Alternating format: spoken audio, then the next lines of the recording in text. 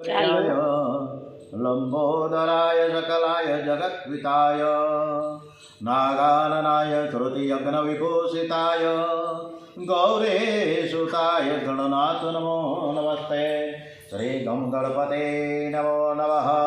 श्री हनुमान जी महाराज की जय। ओम श्री रामचंद्र भगवान की जय। मनोजवम हरुततुल्य वेगम जितेन्द्रियं बुद्धिमतां वरिष्ठं वातात्वजं वानरयूथमुख्यं श्रीरामदूतं शरणं प्रपद्ये। श्री हनुमान जी महाराज की जय। ओम श्री गायत्री मात की जय। श्री सोमनाथ महादेव की जय। ओम श्री भारत माता की जय। वंदे वेद मातरम। श्री बालकृष्ण लाल की जय। श्री डोंगरे जी महाराज की जय। श्री सुखदेव जी महाराज की जय। ओम नमो भगवते वासुदेवाय। श्री भागवत भगवान जी महाराज की जय। रामना राज्याभिषेक અને એના પછી જે પરિસ્થિતિ સર્જાય છે એ કથા તરફ આપણે આગળ વધીએ। એક દિવસ દશરથ રાજા રાજસભામાં બિરાજમાન હતા। એમણે પોતાનો મુકટ વાંકો લાગ્યો। એણે દર્પણ મગાવીને જોયું તો મુકટ ખરેખર વાંકો છે। સાથે સાથે દશરથ રાજાની દ્રષ્ટિ કાનના વાળ ઉપર પડી। કાનના વાળ ધોળા થયા છે। કાનના વાળ ધોળા દેખાય ત્યારે માનવું કે અતિ વૃદ્ધાવસ્થા આવી પહોંચી છે। દશરથે વિચાર કર્યો કે મને ધોળા વાળ બોધ આપી ગયા છે કે તમે હવે અતિ વૃદ્ધ થયા છો, હવે રામને ગાદી ઉપર બેસાડો। સીતારામને રાજ્યાભિષેક થાય અને તે હું નિહાળું, આ એક જ ઈચ્છા બાકી છે। પરંતુ દશરથ રાજા એની સમક્ષ કોની સમક્ષ બોલે? દશરથ રાજાનું રાજ્ય પ્રજાતંત્ર હતું। મંત્રી અને પ્રજાજનોની સંમતિ વિના શ્રી રામને ગાદી ઉપર બેસાડી ન શકાય। પ્રજાની પણ ઈચ્છા શ્રી રામને ગાદી ઉપર બેસાડવાની હતી। દશરથ રાજા મંત્રી અને મહાજનને બોલાવે છે। એની સમક્ષ પોતાના મનની વાત જણાવતા કહે છે કે જો તમારા બધાની ઈચ્છા હોય તો આવતીકાલે હું રામનો રાજ્યાભિષેક કરું। સુમંત મંત્રી કહે છે કે અમારી પણ ઈચ્છા આ જ છે, પરંતુ અમે બધા જ સંકોચવશ બોલી શકતા નહોતા। અને એ વખતે વશિષ્ઠજી રાજ દરબારમાં આવે, બધા જ ઊભા થઈ તેમને માન આપે છે। પછી જણાવે છે કે પ્રજાની એવી ઈચ્છા છે કે શ્રી રામનો રાજ્યાભિષેક થાય। આપ પણ આપણું મંતવ્ય જણાવો। વશિષ્ઠજી કહે છે કે તમારો વિચાર ઉત્તમ છે। દશરથ રાજા કહે તે માટે કોઈ સારું મુહૂર્ત કાઢી આપો। વશિષ્ઠજી જાણતા હતા કે મુહૂર્ત આપું, પણ તે મુહૂર્તમાં શ્રી રામ ગાદી પર તો બિરાજમાન થશે નહીં। તેથી વશિષ્ઠજીએ કોઈ દિવસ આપ્યો નથી અને કહે છે કે જે દિવસે તમે શ્રી રામને ગાદી પર બેસાડો એ જ દિવસ ઉત્તમ છે। વશિષ્ઠજીની ઉદારતવાણી દશરથ રાજા સમજી શક્યા નહીં। તેથી તેઓ નક્કી કરે છે કે આવતીકાલે જ રામનો રાજ્યાભિષેક થાય। તેમણે તરત જ હુકમ કર્યો કે રાજ્યાભિષેક માટેની તૈયારી કરો। તાબડતોબ તૈયારીઓ થવા લાગી છે। દશરથ રાજાએ કોઈ રામનો રાજ્યાભિષેક કરવાનો છે તે હું નહીં કહું, તમે કુલગુરુ છો, તમે જ આ વાત શ્રી રામને કહેજો। વશિષ્ઠજી શ્રી રામના મહેલે જાય છે। શ્રી રામ વંદન સાથે તેને આવકાર આપીને કહે છે કે આપે અહીં આવીને મને કૃતાર્થ કર્યો છે। વશિષ્ઠજીએ શ્રી રામને કહે કે રાજ દરબારમાં નક્કી થયા મુજબ આવતીકાલે સવારે તમારો રાજ્યાભિષેક થવાનો છે। આ સાંભળી બધાને આનંદ થયો, પણ રામજી થોડા ઉદાસ થયા છે। જેઓ ઉદાસીનું કારણ પૂછતા જણાવે છે કે હું એકલો શા માટે રાજા થાઉં? અમે 4 ભાઈઓ રાજા થઈએ, અમારા ચારેયનો સાથે સાથે જ રાજ્યાભિષેક કરો। વશિષ્ઠજી મંદ હાસ્ય કરતા જણાવે છે કે રાજા તો એક જ હોય, જે સૌથી મોટો હોય તે જ રાજા થઈ શકે। તમે જ્યેષ્ઠ છો અને બધાની ઈચ્છા છે કે તમે રાજા બનો। તમે સીતા સાથે સિંહાસન ઉપર બેસો। ત્યાં લક્ષ્મણજી આવ્યા। શ્રી રામ તેમને કહે છે કે પિતાજી આવતીકાલે મને રાજા બનાવવા માંગે છે। લક્ષ્મણ, હું નામનો રાજા છું, પણ રાજ્ય તારું જ છે। આ રાજ્ય લક્ષ્મી તારી જ છે, હું કહીશ તે પ્રમાણે હું કરીશ। રામ એ સર્વના અંતર્યામી છે, પરંતુ લક્ષ્મણ એ રામના અંતર્યામી છે। લક્ષ્મણને આનંદ થયો, તેને રાજા થવાની ઈચ્છા નથી। મોટા ભાઈ ગાદી પર બિરાજે અને હું ચામર લઈને ઊભો રહીશ। લક્ષ્મણનો બંધુ પ્રેમ દિવ્ય છે। અયોધ્યાને આજે શણગારવામાં આવ્યું। આજે દશરથજીના હૃદયમાં આનંદ સમાતો નથી। દશરથજીના જીવનનો આ છેલ્લો દરબાર હતો। એ ગાદીને પ્રણામ કરે છે, અત્યાર સુધી હું તારી ગોદમાં બેસતો હતો, હવે આવતીકાલે મારો રામ તારી ગોદમાં બેસશે, મારા રામનું તું રક્ષણ કરજે. અયોધ્યાના લોકોને પણ આ વાતની ખબર પડી છે, તેમણે પણ ઘણું ખૂબ આનંદ થયો, પરંતુ દેવો દુઃખી થયા. દેવો વિચાર કરે કે જો રામ ગાદી પર બેસે તો રાવણને કોણ મારશે? આ રાક્ષસો બહુ ત્રાસ આપે છે. દેવોએ વિઘ્નેશ્વરીનું આહ્વાન કર્યું, વિઘ્નેશ્વરીને ત્યાં હાજર થયા છે. દેવોએ કહ્યું કે તમે અયોધ્યા જઈ રામના રાજ્યાભિષેકમાં વિઘ્ન ઊભું કરો. વિઘ્નેશ્વરીમાં કાળ પ્રવેશ કરે છે, વિચાર કરે કે હું કોના શરીરમાં પ્રવેશ કરું. બહુ સમજો, એમને મંત્રા પાસે સીધી પ્રગટ નથી થયા, કુબુદ્ધિ એમને નથી આવી ગઈ, પણ વિઘ્નેશ્વરી માતાજીને દેવતાઓએ સ્તુતિ કરી. એટલે વિઘ્નેશ્વરીમાં કાળ પ્રવેશ કર્યો કે મારે હવે કોના શરીરમાં હું પ્રવેશ કરું. અને એની નજર મંથરા ઉપર પડી. તે કઈકઈની દાસી છે, તે અયોધ્યાની નહીં, પણ તે કઈકઈ દેશની છે. વિઘ્નેશ્વરી મંથરામાં પ્રવેશ કરે છે, તેના વિચારોમાં પરિવર્તન થાય છે. અયોધ્યામાં થતી સજાવટ અને શણગારને જોઈને દાસી પૂછે છે કે આ શણગાર શા માટે થઈ ગયો છે? કોઈ અયોધ્યામાં આવવાનું છે કે શું? ત્યારે દાસી કહે કે આવતીકાલે શ્રી રામનો રાજ્યાભિષેક થવાનો છે, તમને ખબર નથી? કૌશલ્યામાંની દાસીને ખબર મળ્યા કે આવતીકાલે શ્રી રામનો રાજ્યાભિષેક થવાનો છે. યાર સાંભળી તે દોડતી કૌશલ્ય માતા પાસે પહોંચી ગઈ અને શુભ સમાચાર આપે છે. કૌશલ્યા માતા સમાચાર સાંભળતા જ અતિ હર્ષમાં આવી ગયા છે અને પોતાના ગળામાંનો હાર કાઢીને દાસીને આપે છે અને કહે છે કે આવતીકાલે મારો રામ રાજ્યાભિષેક, મારો રામજી રાજા થશે, તો તને પણ મારા જેવું માન મળશે, મારો રામ તને સારી બક્ષિસ આપશે. દાસી તો અત્યંત આનંદિત થઈ ગઈ. રસ્તામાં તેને મંત્રા મળી. મંત્રા તેને આટલી બધી ખુશ થઈને જોઈને પૂછે છે કે આજે તો તું બહુ આનંદમાં છો. દાસીએ કહ્યું કે આવતીકાલે મારા રામ રાજા થવાના છે, તું જોતો ખરી. મને કૌશલ્ય માતાએ કેવો સુંદર મોતીનો હાર આપ્યો છે. તે હાર બતાવી કૌશલ્ય મને કહેલ વાત પણ મંત્રાને જણાવે છે. તે કહે છે કે મને તો આ મળ્યું, તને તો કાંઈ ન મળ્યું ને. વ્યવહારમાં પણ ભૂલ કરીએ તો તેની સજા થાય છે. કૌશલ્યામાં ઘરના નોકરોને આપ્યું, પણ શોક્યની દાસીઓને કંઈ ન આપ્યું. તેણે મંથરાને બોલાવી અને 2 સાડી આપી હોત ને તો મંથરાએ તોફાન કરવાનું નાટક ન કર્યું હોત. વ્યવહાર કરો, પણ વ્યવહારમાં મળી જશો નહીં. શરીર છે ત્યાં સુધી વ્યવહાર તો કરવો જ પડે છે. વ્યવહાર કરતાં આત્મ સ્વરૂપનું અનુસંધાન ન રાખે તે પાપ છે.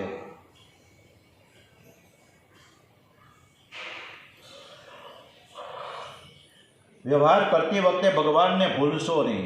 બાળકમાં સૂક્ષ્મ રીતે મન રાખીને મા ઘરમાં સઘળા કામકાજ કરે છે, તેમ વ્યવહારમાં સૂક્ષ્મ રીતે મન પરમેશ્વરમાં રાખી વ્યવહાર કરશો તો વ્યવહારમાં સફળતા મળશે. કૌશલ્યામાંની દાસીએ મંત્રાને મેણું માર્યું એટલે મંત્રાના હૃદયમાં મત્સર ઊભો થયો. મંત્રાના હૃદયમાં ઈર્ષાની અગ્નિ જાગૃત થઈ. એ કઈ પાસે આવીને રડવા લાગી. કઈકે પૂછ્યું કે તું કેમ રડે છે? લક્ષ્મણે તને કંઈ સજા તો નથી કરીને? રામ તો બહુ સારા છે. કઈકેયને રામ ઉપર અત્યંત પ્રેમ છે, તેથી તે રામને કુશળ પૂછે છે. મંત્રા કહે છે શ્રી રામ તો આનંદમાં જ છે. હવે તો રામ આનંદમાં જ હોય ને, એમને તો એના પિતાજી આવતીકાલે રાજ્યાભિષેક કરવાના છે. હવે સાંભળતા કઈ ખૂબ ખુશ થઈ. મંથરાને પોતાનો હાર કાઢીને આપે છે. કઈમાં હજુ કલીનો પ્રવેશ પામ્યો નથી. મંથરા તે હાર ફેંકી દે છે. કઈ પૂછે તે કેમ હાર ફેંકી દીધો? તે તો આનંદના સમાચાર આપ્યા છે, તને આટલું દુઃખ કેમ થાય? સૂર્યવંશની રીત છે કે મોટા ભાઈ જ ગાદી ઉપર બેસે. રામ તેની માતા કૌશલ્ય કરતાં મારા ઉપર અધિક હેત અને પ્રેમ રાખે છે. મંથરા કહે કે કઈ રામ રાજા થાય કે ભરત રાજા થાય તેમાં મને શું મળવાનું? હું તો દાસી જ રહેવાની છું ને. મારો તો કોઈ સ્વાર્થ નથી ને. હું જેના ભલા માટે વિચારું છું તેને તો કાંઈ પડી નથી. તે તો મારી વિરુદ્ધનું બોલે છે. હું તમારું બગડે છે તે સુધારવા આવી છું. આમ કહીને મંથરા રડવા લાગી. કહીને મંથરા ઉપર સહાનુભૂતિ થઈ.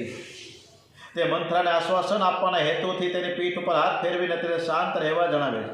એ જ સમયે મંથરામાં પેઠેલ કલી કઈના શરીરમાં પ્રવેશ કરે છે. ખરેખર પાપીનો સ્પર્શ પણ દોષ માત્ર છે. એના દોષોના પરમાણુ આપણા શરીરમાં પ્રવેશ પામી શકે છે. મંથરાના કુસંગથી કઈની બુદ્ધિ બગડી અને તેથી કહેવામાં આવ્યું છે કે સારા માણસનો સંગ કરો.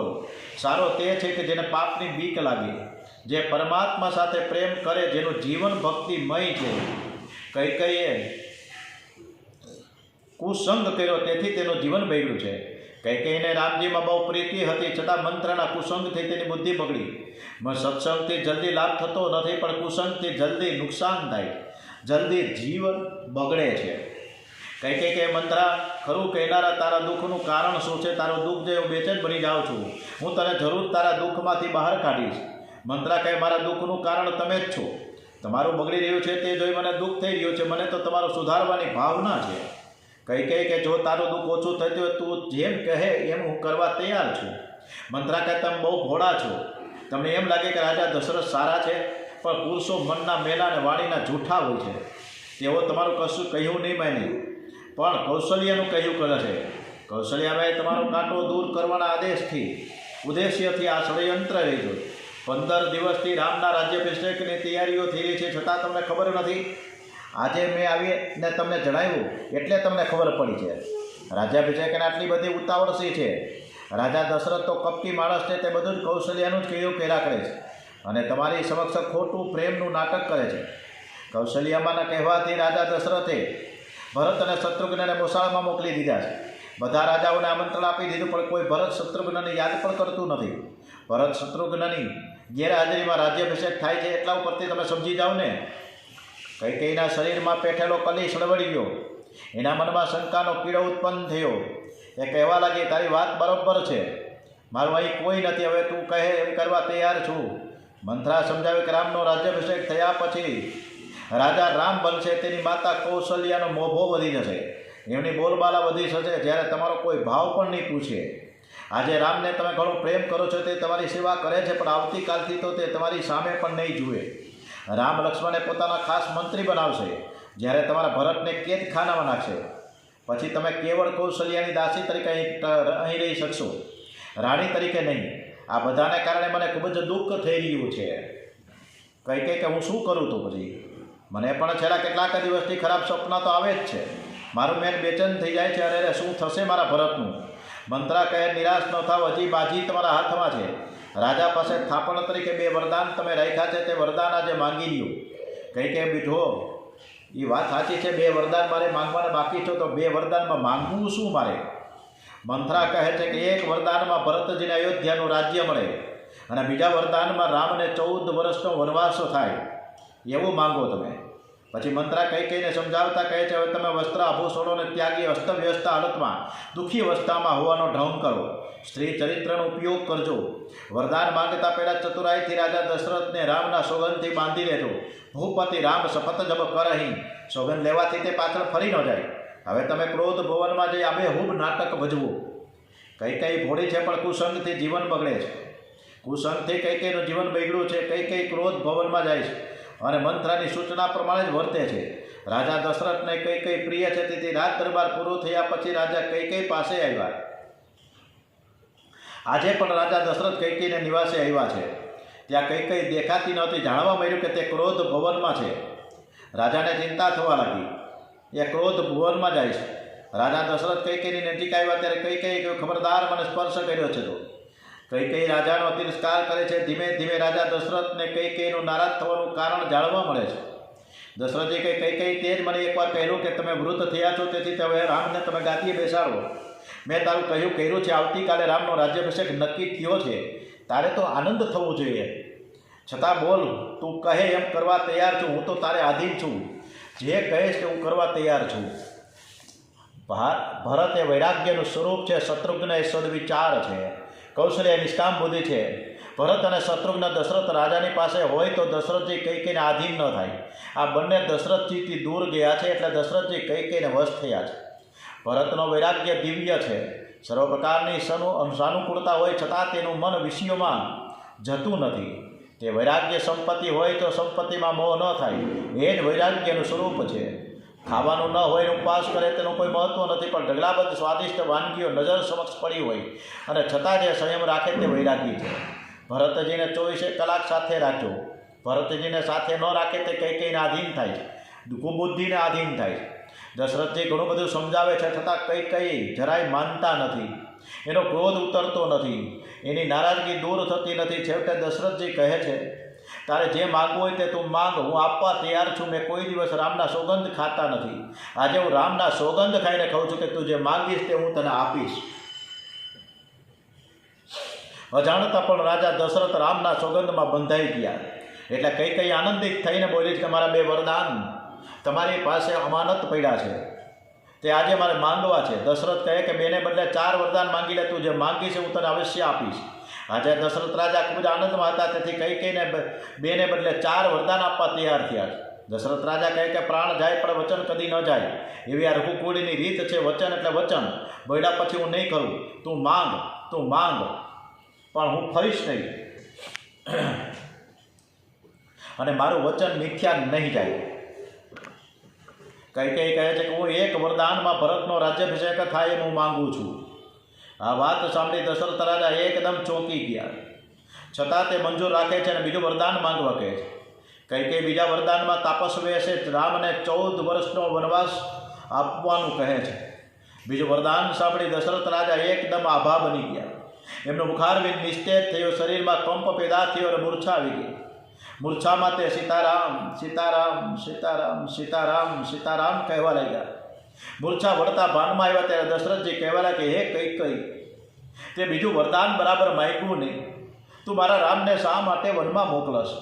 એણે તારો શું અપરાધ કર્યો છે? તું મારા રામને મારી આંખોથી દૂર ન કર. હું રામ વગર જીવી નહીં શકું. હું વધારે જીવવાનો પણ નથી. હવે લોકો તને અને મને શું કહે છે? હે કૈકેયી, તું કહે છે તે પ્રમાણે ભરતનું રાજ્યાભિષેક કરીશ, પણ રામને અયોધ્યામાં તું રાખ. મેં તને પૂછ્યા વગર રામનો રાજ્યાભિષેકનો નિર્ણય લીધો, આથી તું ગુસ્સે થઈ છો ને? મને શંકા જ હતી. આ બધું જ મને એમ હતું કે કૌશલ્યાએ મારી પાસે આ બધું કવરાવડાવ્યું છે કે કહેવાયું છે, પણ એ બધું ખોટું છે. કોઈએ મને કીધું નથી. આ નિર્ણય મારો પોતાનો છે. આ બાબતમાં કૌશલ્યાજીએ મને કંઈ કીધું નથી. કૈકેયી કે કૌશલ્યા કેવી છે, રામ કેવા છે, બધું હું જાણું છું. તમે વચન નહીં પાડો તો તમારે નરકમાં જવું પડશે. તમારી રઘુકુળ રીતિ જળવાશે નહીં. ક્યાં ગઈ તમારી રઘુકુળ રીતિ? દશરથ રાજા રામને વનવાસ ન મોકલવા કૈકેયીને ઘણું બધું સમજાવે છે, પણ કૈકેયી માનતી નથી. તે પોતાની વાતમાં મક્કમ છે, તે નિષ્ઠુર બની છે. દશરથ રાજા કહે કે હે કૈકેયી, તારું કાળું મુખ મને બતાવીશ નહીં. મને લાગે છે કે ભરત કોઈ દિવસ ગાદી પર બેસશે નહીં. 14 વર્ષ પછી રામ જ ગાદી પર બેસે, પણ આજે વિધાતા અનુકૂળ નથી. મારા રામનો રાજ્યાભિષેક જોવા હું જીવીશ નહીં. એનું જ મને પારાવાર દુઃખ થાય છે. હવે વળી પાછા દશરથજી મૂર્છામાં પડ્યા. પ્રાતઃકાળ થયો, હજી દશરથ રાજાની મૂર્છા વળી નથી. તેઓ બેહોશ અવસ્થામાં પડ્યા છે. દશરથ રાજા કૈકેયીને મહેલે છે. જાણી સુમંત મંત્રી કૈકેયી ભવનને આવે છે. હજી દશરથજી મૂર્છાવશ છે. સુમંતજી સમજી ગયા કે કૈકેયી કંઈ કપટ કર્યું હોય એવું લાગે છે. સુમંતજી કૈકેયીને પૂછે છે, મહારાજ કેમ જાગતા નથી? કૈકેયી ક્રોધમાં બોલી, મને કાંઈ ખબર નથી. તેઓ આખી રાત રામ રામ રામ રામ રામ કરતા હતા, જેથી તેના રામને જઈને પૂછી આવો. સુમંતજી ચતુર છે, તેઓ આખી વાત સમજી ગયા. એવા શ્રીરામ પાસે જઈને દશરથ રાજા તમને યાદ કરે છે એમ કહીને કૈકેયીના મહેલે લઈ ગયા. શ્રીરામે કૈકેયીના મહેલમાં પ્રવેશ કર્યો. શ્રીરામે પિતાજીને મૂર્છાવશ દેખી કૈકેયી મને પૂછે છે કે મારા પિતાજીને શું થયું? એ કેમ મૂર્છાવશ થયા છે? મને કેમ ખબર તમે ન આપી? કૈકેયી કે તારા પિતાજીનું દુઃખનું કારણ તું જ છે. મેં તારા પિતાજી પાસે 2 વરદાન માંગ્યા છે. એક ભરતનો રાજ્યાભિષેક થાય અને બીજું તારે 14 વર્ષ વનમાં જવાનું. આ 2 વરદાનોને લીધે તેમને આ હાલતમાં મુકાયા છે. કૈકેયી નિષ્ઠુરતાની હદ કરે છે. રામ તે રામ છે, મર્યાદા પુરુષોત્તમ. તે કૈકેયીને વારંવાર વંદન કરીને કહે છે કે માતાજી, તમને મારા ઉપર અધિક પ્રેમ છે. તમે મને વનવાસ આપી ઉત્તમ કામ કર્યું છે. મને ઋષિમુનિઓનો સત્સંગ થાય અને મારું કલ્યાણ થાય આશયથી તમે મને વનમાં મોકલો છો. કૈકેયી માતા અને રામ વચ્ચે વાતચીત ચાલતી હતી. શ્રી રામનો અવાજ કાને પડતા દશરથ રાજાએ ધીમેકથી આંખો ખોલી. રામ પિતાજીની નજીક જઈને વંદન કરે છે ત્યારે દશરથજી ઉઠીને રામને આલિંગન આપીને કહે છે કે મારા રામ, તું મને છોડીને ક્યાંય જઈશ નહીં. શ્રી રામ પિતાજીને સમજાવે છે, આપ તો ધર્મ ધુરંધર છો. આપને કોણ સમજાવી શકે? 14 વર્ષ તો જોતામાં ક્યાં વીતી જશે એની ખબર પણ નહીં પડે. અને હું આપના દર્શન કરવા માટે જલ્દીથી પાછો આવી જઈશ. તમારા આશીર્વાદથી વનમાં મારું કલ્યાણ થશે. મને તો ઘણો આનંદ થયો છે કે મારો ભરત રાજા થશે. શ્રી રામ દશરથજીને ઘણું આશ્વાસન આપે છે. ત્યાંથી શ્રી રામ કૌશલ્યા માતા પાસે આવ્યા છે. માનું હૃદય ભરાઈ ગયું. સુંદર આસન ઉપર બેસાડી ઓવારણા લીધા. પછી કહે, બેટા, આજે વશિષ્ઠજી તને તિલક કરશે. આજે દરબારમાં ઘણો સમય લાગશે, તું અહીં ભોજન કરી લે. શ્રી રામ ધીર ગંભીર છે. ધીમેથી માતાજીને કહે છે કે પિતાજી, અયોધ્યાનું રાજ્ય ભરતને આપ્યું છે અને મને વનનું રાજ્ય આપ્યું. આ સાંભળી કૌશલ્યામાને વજ્રપાત થયો. એના વચનો હૃદયમાં બાળના ઘા સમાન લાગ્યા. એને બહુ દુઃખ થયું કે જેનું વર્ણન ન થઈ શકે. કહી ન જાય કછો હૃદય વિષાદુ. છતાં ધીરજ ધારણ કરી કૌશલ્યમાં બોલ્યા, ભરત રાજા બને અને તું વનમાં જાય, મને કોઈ વાંધો નથી, પણ તારા વિના તારા પિતાજીનું થશે શું? હું તારી સાથે વનમાં આવું, પણ મારો પતિવ્રતા ધર્મ ના પાડે છે. વનમાં વનદેવી તારું રક્ષણ કરે. અને એ વખતે સીતાજી ત્યાં આવે છે. સાસુજીને વંદન કરી ધરતી ઉપર નજર રાખીને સીતાજી ઊભા છે. કૌશલ્યમાં કે બેટા, મારા ઘરની લક્ષ્મી છે, મને આશા હતી કે આ પ્રેમલતા મોટી થશે અને ફળ આપશે. મોટો દીકરો દુઃખી થાય તો વાંધો નહીં, પણ મારા ઘેર પારકી દીકરી આવી છે, એ કોઈ રીતે દુઃખી ન થાય એ મારે જોવું જોઈએ. તે મારી સાથે રહેશે, તેનું જતન કરવું એ મારી ફરજ છે. શ્રી રામ કહે, તમે અહીં ઘરમાં રહેશો તો કૌશલ્યમાં રાજી થશે. તમે માતા પિતાની સેવા કરી શકશો. વનમાં રાક્ષસોનો ત્રાસ ઘણો હોય છે, વનમાં ઘણા કષ્ટો વેઠવા પડે છે. સીતાજી ધીરજ ધારણ કરીને બોલ્યા, બાપે સુંદર ઉપદેશ આપ્યો, પણ સ્ત્રીનો આધાર કેવળ એક પતિ છે. તમને એવી ખાતરી હોય કે મારા વિયોગમાં સીતા 14 વર્ષ જીવશે તો મને ઘરમાં રાખવા રહેવાની આજ્ઞા આપજો, પણ તમારા વગર હું જીવી શકીશ નહીં. આપ મને સાથે લઈ જાઓ. શ્રીરામે વિચાર્યું કે જો સીતાને સાથે નહીં લઈ જાઓ તો મારા વગર જીવી નહીં શકે. આથી તેઓ સીતાજીને પોતાની સાથે લઈ જવા માટે સંમત થયા. ત્યાં લક્ષ્મણજી આવ્યા. રામજીએ લક્ષ્મણને ઉપદેશ કર્યો છે કે લક્ષ્મણ, માતા પિતાની સેવા કરવા તારે ઘરમાં રહેવાનું છે. ત્યારે લક્ષ્મણ કહે કે માતા પિતા તમે જ છો. આપ મારો ત્યાગ કરશો તો હું કોને શરણે જઈશ? મારો ત્યાગ ન કરો. જળ વિના માછલી જીવી શકે, પણ સીતારામ વિના લક્ષ્મણ નહીં જીવી શકે. શ્રી રામ જાણતા હતા કે લક્ષ્મણ સીતારામ વિના જીવી નહીં શકે. એણે લક્ષ્મણને કહ્યું કે તમે માતા સુમિત્રાની આજ્ઞા લઈને આવો. લક્ષ્મણજીએ માતાજીને સંક્ષેપમાં કથા કહી સંભળાવી. સુમિત્રાથી બોલાઈ ગયું કે કઈ તે તો અયોધ્યા ઉજળ કરી નાખી. પછી સ્વસ્થ થઈ તે લક્ષ્મણને આશીર્વાદ આપ્યા. ગચ્છ તાત યથા સુખમ. બેટા, તને એકલાને સેવાનો લાભ આપવા રામ વનમાં જાય છે. તું એમની અનન્ય ભાવે સેવા કરજે. નક્કી માનજે કે જ્યાં રામ છે ત્યાં અયોધ્યા છે. અવધ તહા જહા રામ નિવાસ. એવામાં ઉર્મિલા આવ્યા છે. એક શબ્દ બોલ્યા નથી, કેવળ મનથી વંદન કરીને ઉભા રહ્યા. એના દિલમાં કેવી અપાર વેદના હતી તે તો તેના મૌનમાંથી જણાતું હતું. પછી તો સીતા, રામ અને લક્ષ્મણ તાપસ બેસે રાજા દશરથ પાસે આવ્યા. વારંવાર પિતાજીને સમજાવે છે, ધીરજ આપે છે, વનમાં જવાની આજ્ઞા માંગે છે. સાથે સાથે આશીર્વાદ આપવા કહે છે. કઈ કે મેં તને આજ્ઞા કરી તે તારા પિતાની આજ્ઞા છે. પિતાજીને પૂછવાની કોઈ જરૂર નથી. આમ કઈ વલ્કલ વસ્ત્રો આપ્યા. અને એ જ સમયે વશિષ્ઠજી તે પધાર્યા છે. સીતાજીએ જેવું વલ્કલ વસ્ત્ર લીધું કે વશિષ્ઠજીએ તે ખેંચી લીધું. કહીને કહે છે કે તે મારી રાજ્ય લક્ષ્મી છે. તમે વનવાસ રામને આપ્યો છે, સીતાને તો નથી આપ્યો ને. શ્રી રામના વનવાસની વાત સાંભળી અયોધ્યાની પ્રજા પણ વ્યાકુળ થઈ ગઈ. એ પણ શ્રી રામ સાથે જવા તૈયાર થાય છે. શ્રી રામ તેને ધીરજ આપે છે. ઓમ. હવે આવતીકાલે શ્રી રામનું વનવાસ ગમન થઈ રહ્યું છે. એ કથા આપણે આવતીકાલે કરીશું. ઓમ શ્રી કૃષ્ણ કનૈયાલાલ કી જય. શ્રી બાલકૃષ્ણ લાલ કી જય. દ્વારિકાધીશ કી જય. શ્રી ડોંગરેજી મહારાજ કી જય. શ્રી સુખદેવજી મહારાજ કી જય. શ્રી સોમનાથ મહાદેવ કી જય. શ્રી ગણપતિ મહારાજ કી જય. હનુમાનજી મહારાજ કી જય. વંદે વેદ માતરમ. ભારત માતા કી જય. ઓમ નમો ભગવતે વાસુદેવાય. ઓમ નમઃ પાર્વતી પતય. હર હર મહાદેવ હર. ઓમ શ્રી કૃષ્ણ કનૈયાલાલ કી જય.